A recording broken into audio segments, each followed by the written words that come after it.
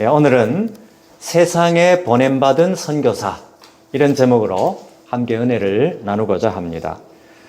사람이 인생을 살아가기 위해서 생각해야 될 게 여러 가지가 있죠. 특별히 이제 귀한 인생을 살기 위해서 우리가 생각해야 될 게 있습니다.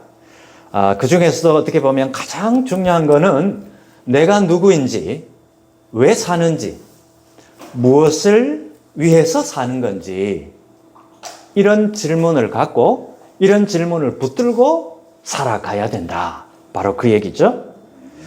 내가 누군지도 잘 모르고 왜 사는지도 잘 모르고 뭘 위해서 사는지도 잘 모른다면은 그런 인생은 어떤 인생이 되겠습니까?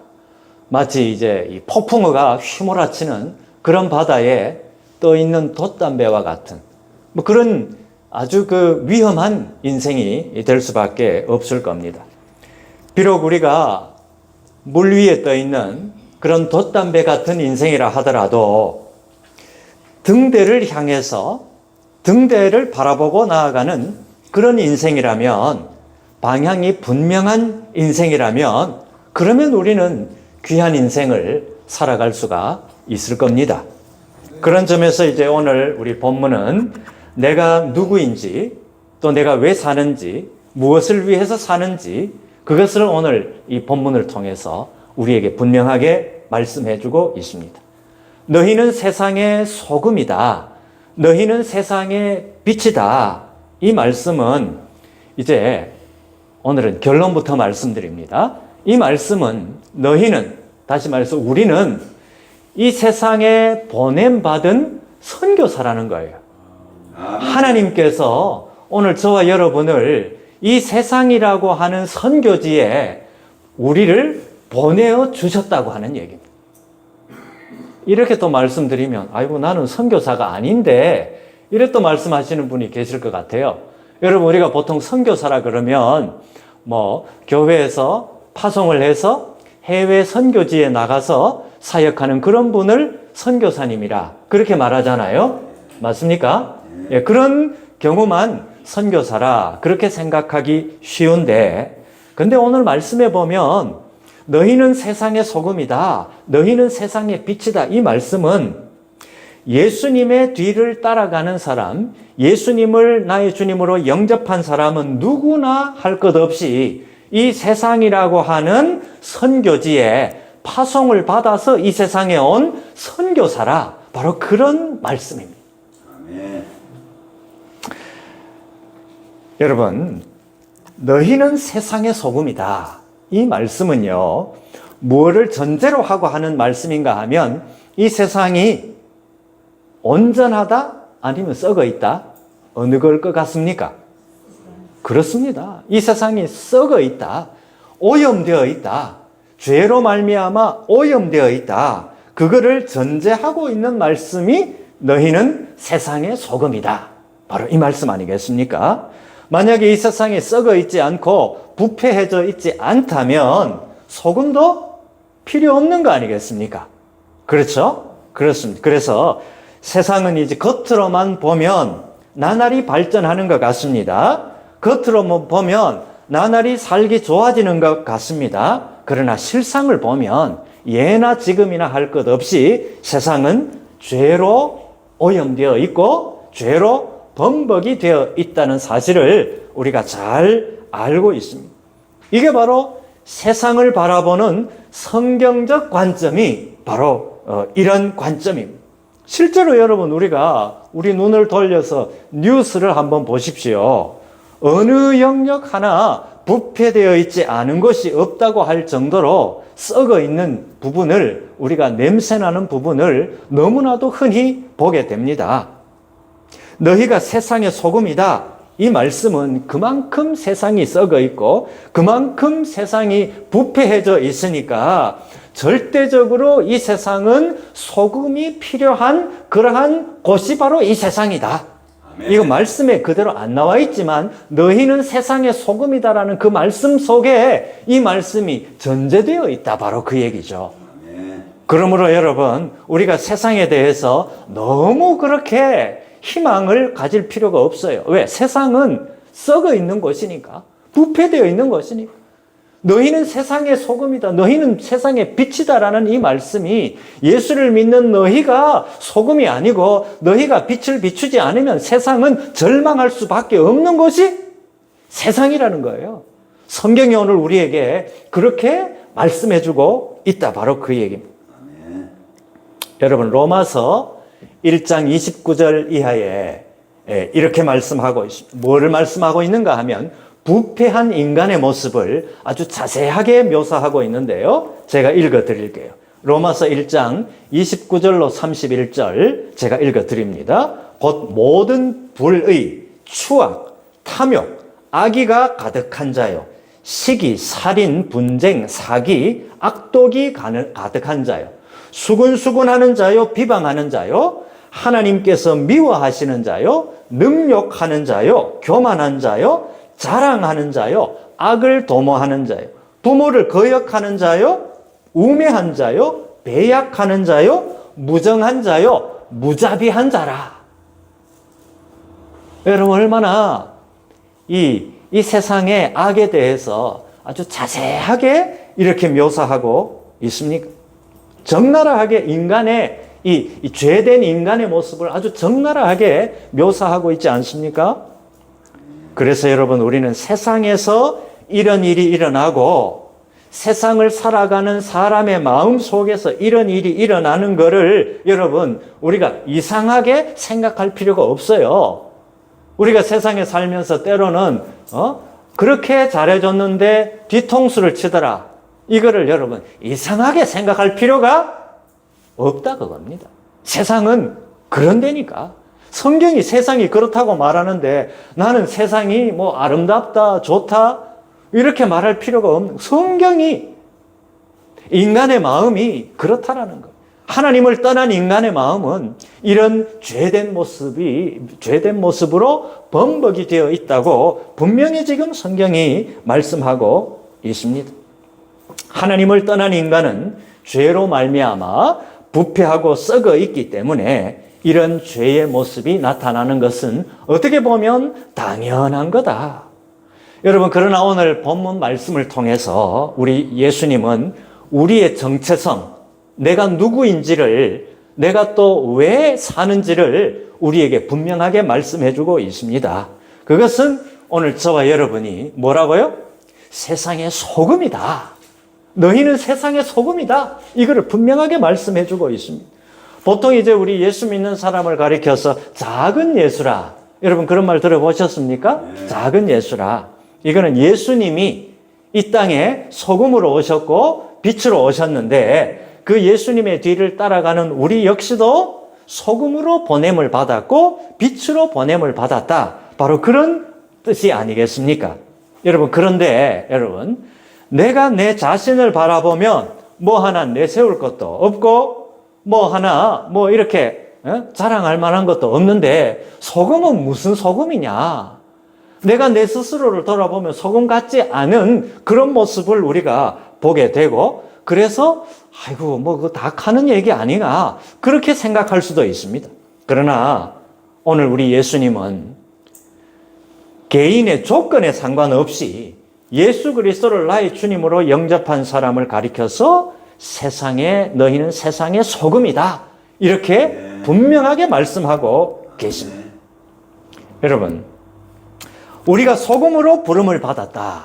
이것은 우리의 능력이 있고 없고 이런 문제가 아니라는 겁니다.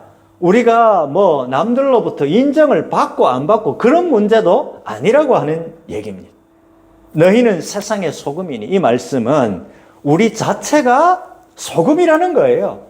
예수 믿는 사람은 예수로 말미암아, 예수 믿는 믿음으로 말미암아 거듭났고, 그리고 구원받았고, 그래서 그 사람 자체가 소금.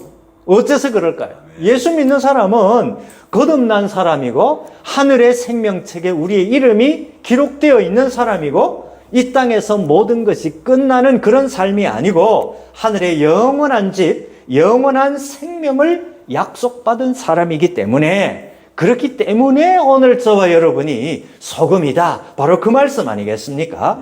그래서 이런 믿음, 이런 소망이 우리에게 있기 때문에 우리가 이 땅을 소금으로, 맛을 내는 소금으로 살아갈 수가 있는 거 아니겠습니까? 그런데 우리가 예수를 믿으면서도 이 땅에서 소금으로 살아가지 못하는 이유가 무엇이겠습니까? 그것은 가장 먼저 내 자신이 소금으로 부름받았다. 이 사실을 우리가 잘 모르기 때문에 그렇습니다. 이걸 놓쳐버리고 살기 때문에 그렇습니다. 그냥 우리가 하는 거는 단순히 내가 주일날 교회에 나와서 하나님 앞에 예배 드리는 거, 그것만 안 믿는 사람하고 다른 점이 있다면 주일날 교회에 나와서 예배당 나와가지고 예배 드리는 거, 그것만 다를 뿐이지 다른 거는 똑같은 거 아닌가. 그런 생각을 갖고 내가 소금으로 부름받았다는 사실을 모르고 살아가니까, 그러니까 소금으로 살아가지 못한다. 바로 그 말씀입니다. 여러분, 너희는 세상의 소금이다. 이 말씀은 우리가 그저 추상적으로만 생각을 하고 실질적으로는 내가 세상의 소금이라는 그 사실을 붙잡지 않고 살아가는 경우가 많다. 바로 그 얘기. 그래서 우리가 소금이라는 사실을 내가 모르고 살아가니까, 그래서 우리가 세상이라는 선교지에 내가 보냄을 받았다. 이 사실을 모르고 살아가니까 우리가 어떻게 돼요? 예배당 주일날 예배당 나와서 예배 드리는 것 말고는 세상 사람하고 똑같이 살 수밖에 없다. 바로 그 얘기 아니겠습니까? 그래서 여러분, 믿는다는 이름은 있지만, 믿는다고 하는 모습은 있지만 실질적으로는 맛을 내는 소금이 될 수가 없는 이유가 바로 그거라는 거죠. 소금이 만일 그 맛을 잃으면 무엇으로 짜게 하리요? 후에는 아무 쓸데없어 다만 밖에 버려져 사람에게 밟힐 뿐이니라. 오늘 그렇게 말씀하고 있죠. 여기서 소금이 맛을 잃는다. 이 무슨 뜻이겠습니까? 소금으로 부름받은 우리가 맛을 잃는다는 말은 하나님의 말씀의 원리에 따라서 살지 않는다는 뜻입니다. 만약에 선교사로 보냄받은 사람이 선교사라는 이름만 갖고 선교 사역을 제대로 감당하지 않는다면 그 사람은 이름뿐인 선교사이고 실제로는 선교사의 삶을 살지 않는 것이 되죠. 이처럼 우리가 말씀의 원리에 따라서 살지 않으면은 우리는 어떻게 된다고요? 다만 밖에 버리워 사람들에게 어떻게 된다고요? 밟힐 뿐이니라. 여러분, 실제로 우리 기독교 역사를 돌아봐도 그렇고요. 그리고 오늘날도 그렇지만은 교회가 교회답지 못하고 타락하면은요, 사람들이 교회에 희망을 두지 않습니다. 교회에 대한 기대도 접어버립니다. 그게 바로 밖에 버리워졌다라는 거고, 그게 바로 사람들에게 밟힌다는 얘기 아니겠습니까? 더 이상 쓸모가 없다고 여겨지니까 사람들이 발로 밟는 거 아니겠습니까? 사실 옛날에는 어디 가서 교회 목사다, 내가 교회 장로다, 내가 교회 다닌다, 그러면은 사람들이 뭐라고 생각했는가 하면, 저 사람은 내가 겉으로 말은 안 하지만 내가 인정할 만하다, 뭔가 좀 믿을 만하다, 그런 식으로 받아들였던 때가 있지 않습니까? 근데 요즘은 어떻습니까? 요즘은 거꾸로가 됐어요. 어디 가서 내가 목사다라고 말하면 사람들이 이상한 눈빛으로 쳐다보는 그런 경우도 느낄 수가 있습니다. 세상이 이렇게 된 거예요. 실제로 그렇게 된 겁니다. 여러분도 여러분 스스로 한번 생각해 보십시오. 우리는 같이 믿는 사람들끼리니까 교회에 와서 이렇게 믿음의 형제 자매들과 함께 예배도 드리고 교제도 하고 이렇게 하지만, 안 믿는 세상 사람들에게 나가서 내가 예수 믿는 사람이다라고 말하면 그 사람들이 나를 네가 교회 다니니까 네 믿을만해, 이렇게 우리를 그렇게 대접해주는 그런 사람들이 여러분, 과거에 비해서 요즘 점점 더 그런 사람이 찾아보기가 힘든 거 아닙니까, 여러분? 여러분 어떻습니까? 사람들이 더더욱 우리가 믿는 사람이라고 그러면 더더욱 의심의 눈초리로 바라보는 경향이 있다고 하는 얘기. 교회가 맛을 잃어버렸다고 하는 얘기입니다. 교회가 여러분 소금의 맛을 잃어버렸다고 하는 그런 결정적인 증거는 뭐겠습니까? 그거는 교회 밖에서 교회한테, 교회 지도자들한테, 성도들한테 더 이상 물어보지를 않는다는 거예요. 뭐를 안 물어봐요? 인생의 문제를 더 이상 안 물어본다라는 겁니다. 삶과 죽음의 문제 앞에 서서 그거를 안 물어본다라는 겁니다. 현실적인 문제를 더 이상 안 물어본다라는 겁니다. 이런 문제들에 대한 솔루션이 뭐지? 이런 문제들에 대한 해결책이 뭐지? 이거를 물어보지를 않는다라는 거예요. 왜 안 물어보겠습니까? 더 이상 기대를 안 하니까 안 물어보는 거 아니겠습니까? 왜 기대를 안 하겠습니까? 교회 밖에서 교회를 보니까 교회 안이나 교회 밖이나 저거나 우리나 뭐 별반 다르지 않다. 이렇게 생각하니까 더 이상 안 물어보는 거 아니겠습니까? 교회 안에서도 세상과 똑같더라는 거예요. 교회 안에서도 자리 싸움하고 이권 다툼하고 하는 것을 보면 교회 밖이나 안이나 별반 다르지 않다. 그러니까 교회에 대한 존중이 이제 사라져 버린 거죠. 여러분, 우리가 지역교회에서 우리는 그렇지 않지만 오늘날 많은 그 교회들에서 그리고 교단에서 교계 각 기관에서 여러분 행해지는 선거를 보면 참 부끄럽기가 짝이 없는 경우가 많습니다. 세상 선거 저리 가라 할 정도입니다.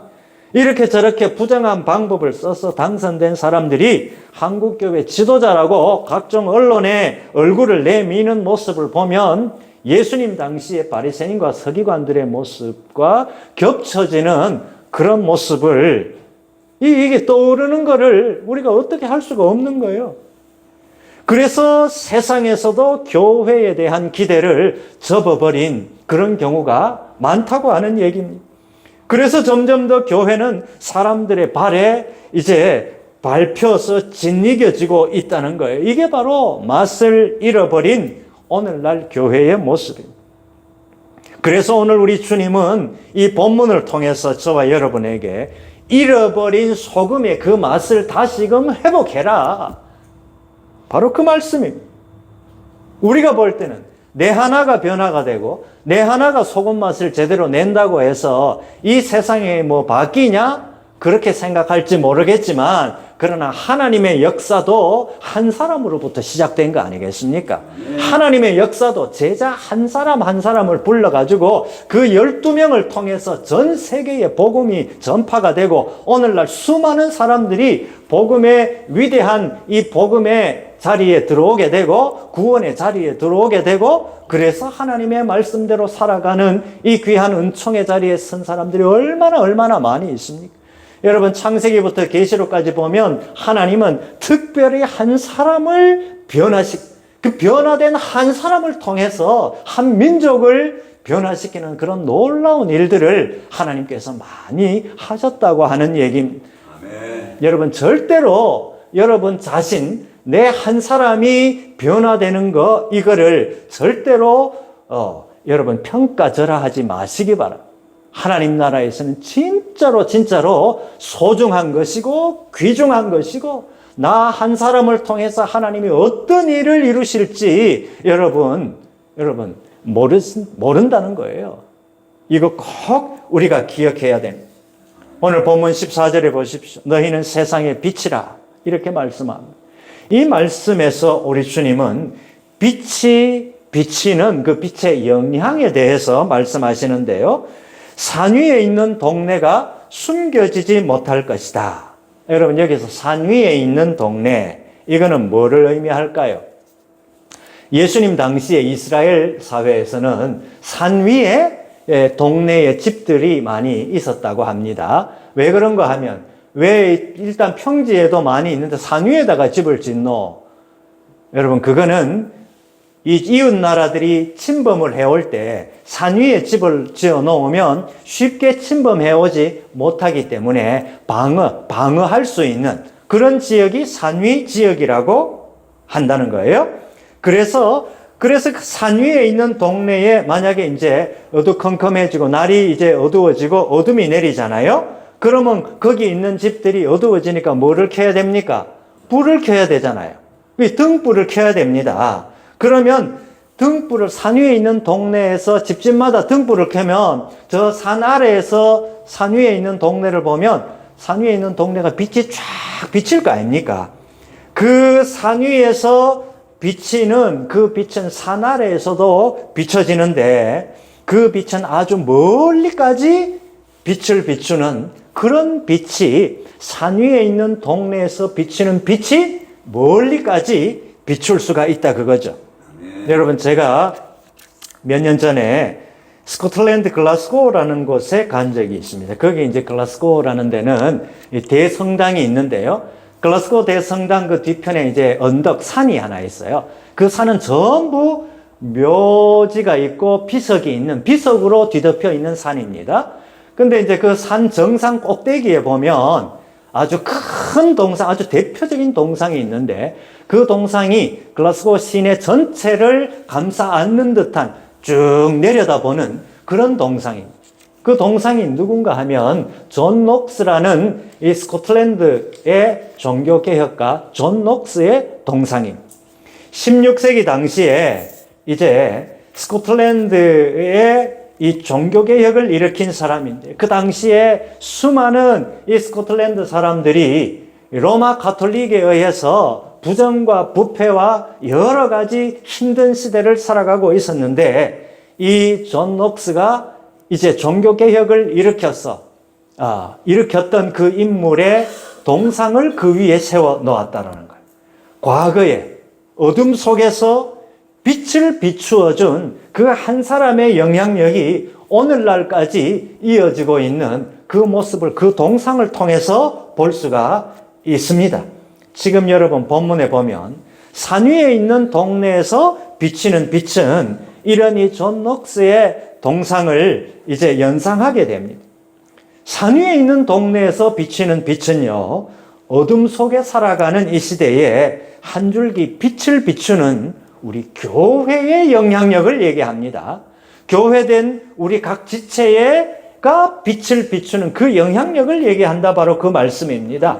여러분, 이처럼 산 위에 있는 동네와 같은 교회는 이 교회가 빛을 비추면 그 불빛이 온 세상에 널리 비춰지게 된다. 바로 그 말씀이에요.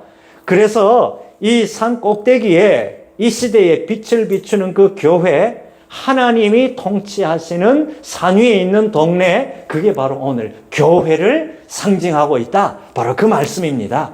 산 위에 있는 동네, 거기서 빛을 비추는 동네, 어떻게 빛을 비춥니까? 산 위에 있는 동네가. 여러분, 그 동네에서는요, 한 사람이 울면 옆에 있는 다른 사람이 함께 울어주는 곳이 산 위에 있는 동네라는 거예요. 그게 바로 교회라는 데예요. 한 사람이 기뻐하며 웃을 때 다른 사람이 함께 박수 쳐주고 함께 웃어주는 곳, 그게 바로 교회 공동체라는 데라는 겁니다. 육적인 도움과 영적인 도움이 필요한 사람에게 여러분, 이웃 사람이 함께 도움을 주는 그런 동네가 바로 산 위에 있는 동네, 교회 공동체라고 하는 얘기입니다. 우리 주님이 말씀하시는 이런 동네 이미지가 바로 교회 공동체를 의미합니다. 이렇게 산 위에 있는 동네의 사람들이 함께 하나님의 평화를 추구해 나감으로 말미암아 그 산 위에 있는 동네인 교회 공동체가 빛을 비추는 그 빛이 세상 사람들에게 엄청나게 밝은 빛으로 비춰지는 그런 역사가 일어난다고 하는 얘기예요. 여러분, 오늘 그래서 교회가 이 세상에 희망이 된다고 하는 얘기예요. 그래서 교회가 세상의 희망입니다. 교회가 제대로 교회가 된다면, 이 말은 교회가 제대로 소금의 역할을 하고 빛의 역할을 제대로만 감당한다면 그 자체가 세상에게 엄청난 빛을 비춰주는, 그래서 교회를 가리켜서 세상의 희망이다. 바로 그렇게 말씀하고 있는 겁니다, 여러분. 여러분, 오늘 본문 15절에 보면 이렇게 말씀합니다. 사람이 등불을 켜서 말 아래 두지 아니하고, 이렇게 되어 있습니다. 여기 말이라고 하는 것은 그릇을 얘기합니다. 그릇. 사람이 등불을 켜가지고 그 불을 그릇 밑에 안 둔다라는 얘기입니다. 그릇 밑에 두면 그 빛이 쫙 퍼지지를 못하잖아요. 그릇에 가려져 가지고. 그렇죠? 그래서 그릇 밑에 안 두고 스탠드 위에, 스탠드가 있으면 그 스탠드 위에다가 이 등불을 둬야 그 빛이 사방으로 쫙 펴진다 아니겠습니까? 이제 그거를 오늘 이렇게 말씀하고 있습니다. 그래야 그 주변을 밝게 비친다는 얘기인데, 산 위에 있는 동네가 비치는 빛을 우리가 공적인 영역에 우리가 교회가 빛을 비치는 그런 거라고 한다면, 오늘 등경 위에 둔 등불이 빛을 비추는 것, 스탠드 위에 이 등불을 둔 그 빛이 빛을 비추는 거는 공적 영역이 아니라 가정이라고 하는 이 사적인 영역에서 우리가 빛을 비추는 그런 거를 오늘 말씀하고 있습니다. 여러분, 가정에서 빛으로 우리가 부름을 받았다 아니겠습니까? 예수를 믿는다고 하는 것은 공적인 영역에서 교회 공동체가 빛을 비추는 것도 있지만, 내 개인이, 내가 속한 가정에서 이 빛을 비추는 그런 역할로 우리가 또한 부름을 받았다라는 겁니다. 그래서 가정에서 내가, 여러분, 그런 밑에 빛이 있으면 빛이 제대로 주변에 비치지를 못하잖아요. 그렇잖아요? 식구들을 보기에 신앙적인 삶, 하나님의 말씀대로 살아가는 삶, 그런 삶을 살지 않는 거는 마치 그런 밑에 빛을 등불을 그런 밑에다가 두는 거하고 마찬가지라, 그 얘기. 예? 오늘날 예수 믿으면서도 그런 사람들이 혹간 있을 수가 있다라는 겁니다. 그러면 식구들한테 빛을 비출 수가 없다라는 얘기입니다. 여러분, 내가 가정에서 빛으로 살아갈 때 비로소 모든 식구들에게 밝은 빛을 비추는 그런 귀한 생을 살아갈 수가 있다는 거죠. 여러분, 근데 왜 우리 주님은 빛에 대한 말씀을 하시면서 산 위에 있는 동네가 비추는 그 빛, 그것만 말씀하시면 되지, 또 등경 위에, 스탠드 위에 등불을 둔 이 말씀까지 하셨겠습니까? 그거는 빛으로 부름받은 우리가 공적으로 세상에 빛을 비추는 것은 사적으로 가정에서 빛을 비추는 것에서 시작을 해야, 그래야 공적인 영역에까지 그 빛이 연결될 수 있다, 이렇게 우리가 받아들일 수가 있고요. 또한 가정에서 빛된 삶을 사는 것하고 공적인 영역, 가정 밖에서 빛을 비추는 것하고 이거는 서로가 연결되어 있다, 바로 그거를 교훈하시기 위해서 이 두 가지를 오늘 예수님이 제자들에게, 오늘 저와 여러분에게 교훈하고 있다, 바로 그 말씀입니다. 네. 여러분, 그렇습니다. 오늘날 많은 성도가 밖에서는, 가정 밖에서는, 공적인 자리에서는 빛된 삶을 사는 것 같지만 가정에서는 빛하고는 거리가 먼 그런 모습으로 살아가는 사람들이 있다고 하는 얘기예요. 교회에서는 그렇게 인정받는 일꾼이고 일터에서는 그렇게 인정받는 사람이라고 하더라도 가정에서는 안 그런 사람들이 있을 수가 있다, 바로 그 얘기 아니겠습니까? 그래서 식구들을 억압하고 신체적, 언어적으로 식구들을 학대하거나 폭력을 하면서 식구들을 어둠 속에서 살아가게 하는 사람들이 있을 수가 있다, 바로 그 얘기입니다. 그래서 오늘 16절의 마지막으로 우리 주님이 제자들에게, 오늘 저와 여러분에게 말씀하십니다. 이같이 너희 빛이 사람에게 비치게 하여 그들로 너희 착한 행실을 보고 너희 아버지께 영광을 돌리게 하라. 누구에게 영광을 돌리게 하라? 너희 아버지께, 하나님께 영광을 돌리게 하라. 여러분, 우리가 소금으로 빛으로 살아야 하는 이유가 뭐라고요? 그래야 우리를 통해서 우리 아버지 하나님께서 영광을 받으신다. 우리를 보고 세상 사람들이, 우리 이웃들이 하나님 아버지께 영광을 돌리게 된다, 바로 그 말씀입니다. 말씀을 마칩니다. 오늘 저와 여러분은 누굽니까? 하나님께서 세상으로 파송해 주신 선교사가 바로 내다. 여러분, 이거 꼭 기억하시기 바랍니다. 여러분, 나는 누굽니까? 나는 하나님께서 우리 가정에 선교를 하도록 우리 가정에 선교사로 파송받은 사람이, 그 선교사가 바로 내 자신이다. 여러분 자신이 가정의 선교사라는 사실을 꼭 기억하시고 이 선교사의 사명을 가정에서든 세상에서든 잘 감당하심으로 말미암아 우리 자신을 통해서 우리 자신의 모습을 보고 우리 이웃 사람들이 하나님께 영광 돌리는 그런 귀한 역사에 쓰임받는 저와 여러분 모두가 되시기를 주님의 이름으로 축복합니다. 기도하십시오.